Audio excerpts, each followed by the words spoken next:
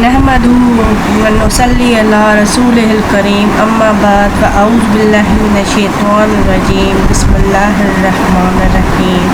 ہمارا آج کا ٹاپک ہے تہذیب، ثقافت و تمدن کیا ہے، ان میں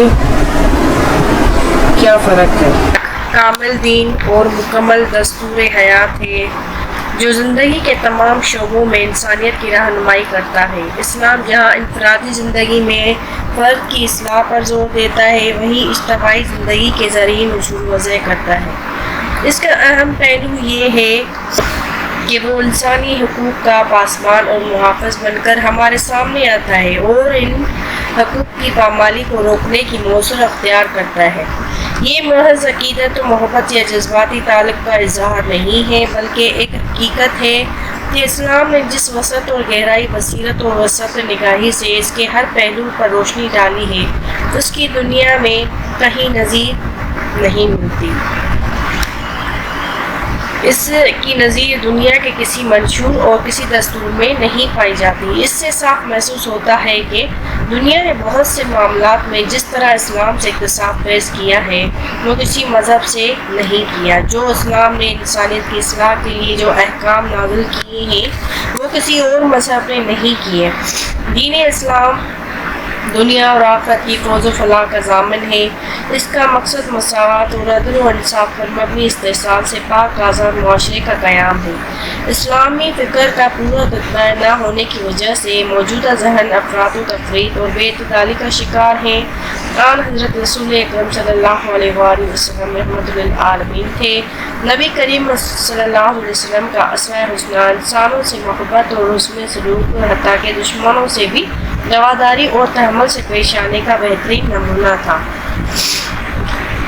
اہمیت: اسلام ایک مکمل دین اور مستقل تہذیب ہے۔ اس حقیقت سے انکار نہیں کر سکتے کہ ہر زمانے میں انسان کا حال اس کے ماضی سے متاثر ہوتا ہے اور ہر نئی تعمیر میں پچھلی تعمیروں کے مواد سے کام لیا جاتا ہے، مگر اسلامی تہذیب اپنی ذات و جوہر میں خالص اسلامی ہے اور کسی غیر اسلامی موثر کے اثرکاس میں ذرا برابر دخل نہیں ہے۔ البتہ عرضی امور میں عربی ذہنیت، عربی روایات اور ما قبل اور ما بعد کی تہذیبوں کے اثرات ضرور داخل ہو گئے ہیں، پر اسلامی تہذیب عمارت میں ایک چیز تو اس کا نقشہ، اس کا مقصود طرز تعمیر، اس کا مقصد اور اس کا مناسب رنگ و روغن، اس کے نقش و نگار، اس کی زینت و آرائش ہے۔ یہ ایک جزوی و فروعی چیز ہے۔ اسلامی نظام حیات میں جہاں عبادت کی اہمیت ہے، وہیں معاملات معاشرت اور اخلاقیات کو بھی اولین درجہ حاصل ہے۔ اسلام کا جس طرح اپنا نظام معیشت ہے اور اپنے اقتصادی اصول ہیں، اسی طرح اسلام کا اپنا نظام سیاست حکومت ہے۔ یہ ایسا کامل ضابطہ حیات ہے جو نہ صرف انسان کو معیشت و معاشرت کے اصول و آداب سے آگاہ کرتا ہے، بلکہ زمین کے کسی حصے میں اگر اس کے پیروکاروں کو اقتدار حاصل ہو جائے تو وہ انہیں شفاف حکمرانی کی گر بھی سکھاتا ہے، جس میں انہوں نے قرآن و سنت کی روشنی میں اسلامی حکومت کے فلاحی تصور، اسلام کے نظام عدل و انصاف کو بیان فرمایا ہے کہ آج کیا دکھی انسان اسلام کے سائے میں ہی چین اور سکون کی زندگی گزار سکتا ہے۔ اب تہذیب ہے کیا؟ اسلامی تہذیب کا کثر کلیت اسلام کی اپنی تعمیر کا نتیجہ ہے۔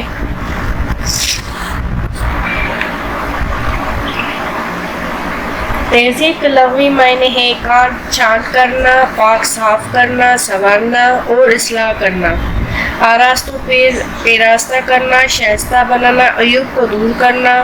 اسلام میں تہذیب سے مراد ہے خاص ذہنی ساخت جس سے افراد ملت کی سیرت و کردار کی تشکیل ہوتی ہے۔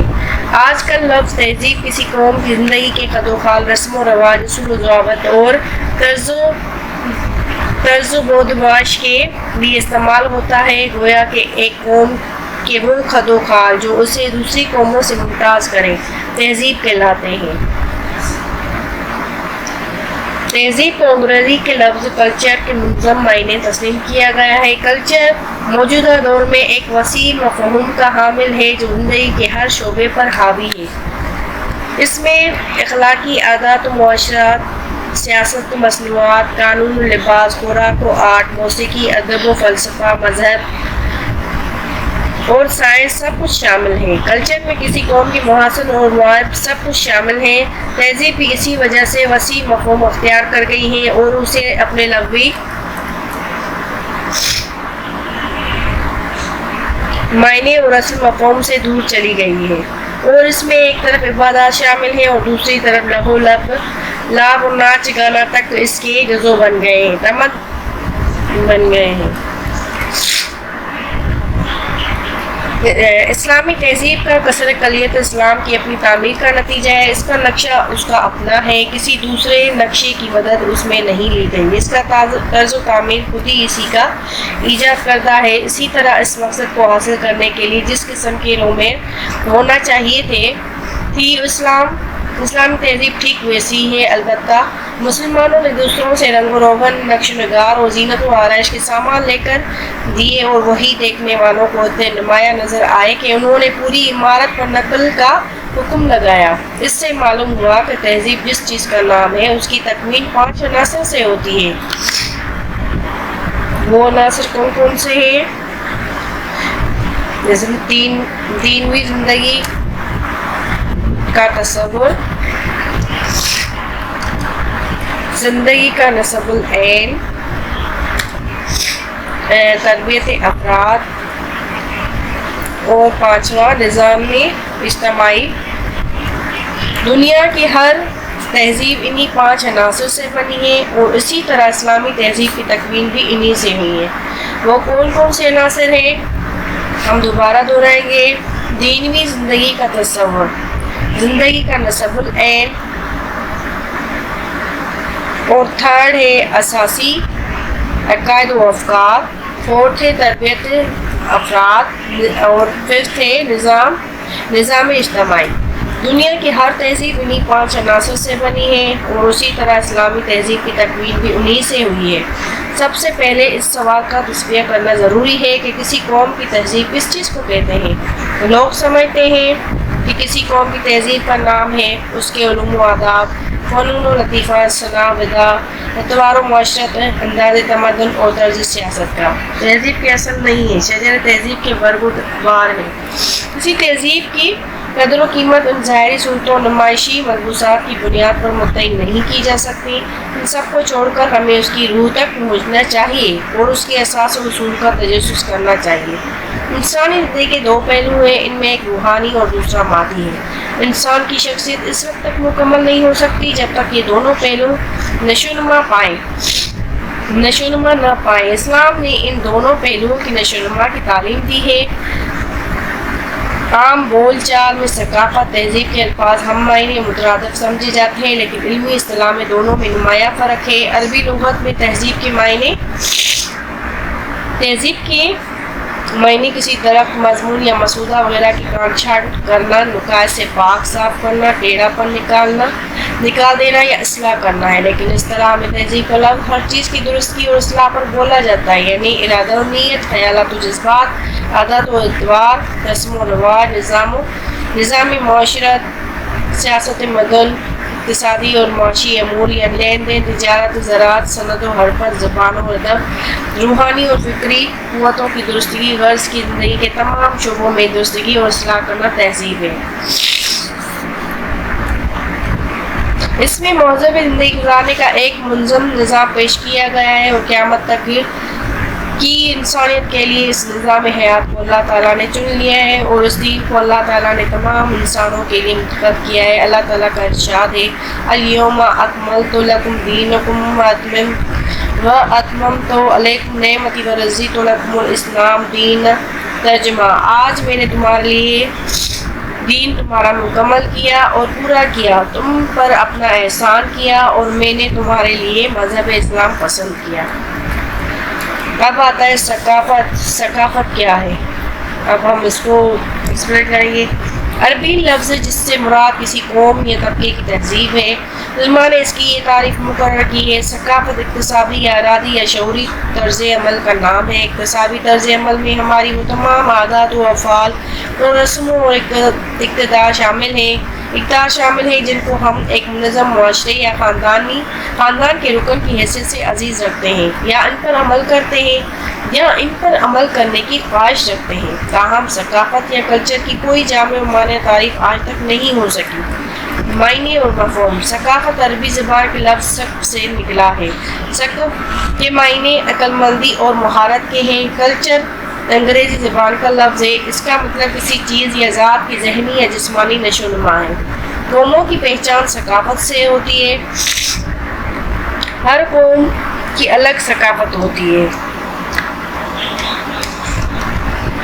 ہر قوم کی الگ ثقافت ہوتی ہے، البتہ ثقافت پر دوسری قوموں کے اقدار کا اثر ضرور ہو سکتا ہے۔ ثقافت انسان کا اظہار ہے۔ تعریف: ثقافت کی تعریف کیا ہے؟ اب ہم وہ بیان کریں گے۔ ماہرین سماجیات نے ثقافت کی مختلف تعریفیں کی ہیں، جن میں سے چند حسب ذیل ہیں۔ وسٹو کلائم ثقافت کی تعریف کرتے ہوئے کہتا ہے: رسم و روایات امن و جنگ کے زمانے میں انفرادی اور اجتماعی رویے، دوسروں سے اکتساب کیے ہوئے طریقہ ہائے کار، سائنس، مذہب اور فنون کا وہ مجموعہ ثقافت کہلاتا ہے جو نہ صرف ماضی کا ورثہ ہے بلکہ مستقبل کے لیے تجربہ بھی ہے۔ اے بی ٹیلر ثقافت کی تعریف اس طرح کرتا ہے: ثقافت سے مراد وہ علم و فن، اخلاقیات، قانون و رسم و رواج، عادات، خصلتیں اور صلاحیتوں کا مجموعہ ہے جو کوئی اس حیثیت سے حاصل کر سکتا ہے کہ وہ معاشرہ کا ایک رکن ہے۔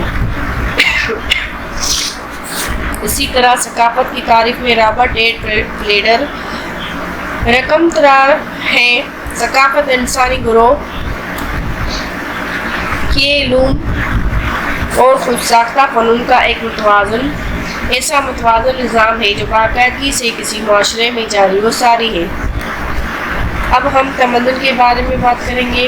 تمدن کا مادہ مدن سے ہے، جس کے معنی جگہ، بستی اور شہر کے ہیں۔ تمدن کے ٹھیک معنی آپس میں مل جل کر رہنا ہے۔ اصطلاح میں تمدن کہتے ہیں آپس میں ملنے جلنے، رہنے سہنے کے قواعد و ضوابط، شخصی جماعتی آزادی، اجتماعی حقوق، فرائض بجا لانے کے قوانین اور انسانی حقوق و فرائض ادا کرنے کے طریقے جو اخلاقی اصولوں پر منضبط ہوتے ہیں۔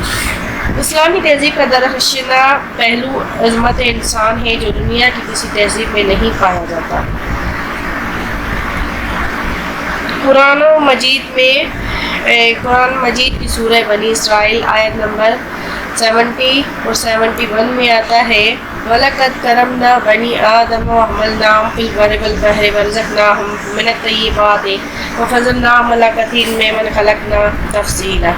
اور ہم نے بنی آدم کو بزرگی دی اور ہم نے